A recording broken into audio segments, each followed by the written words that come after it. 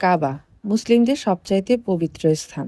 আজকের ভিডিওতে আমি কাবা শরীফের চারদিকের অংশগুলো নিয়ে বিস্তারিত বলবো। প্রথমেই শুরু করছি হিজরে আসওয়াদ থেকে। এই পাথরটি কাবা শরীফের যে অংশে অবস্থিত সেই কর্নারটিকে রুকুন আল হিজরাল আল আসওয়াদ বলে।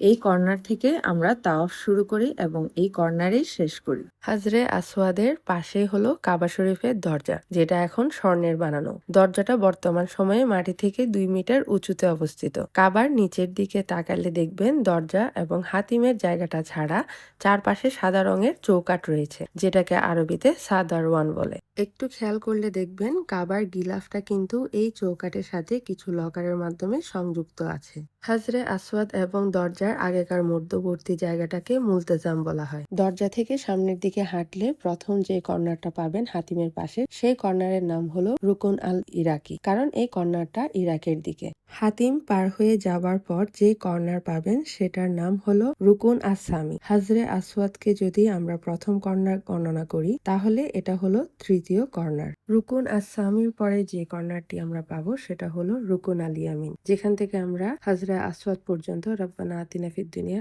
এই দোয়াটা পড়তে পড়তে যাই।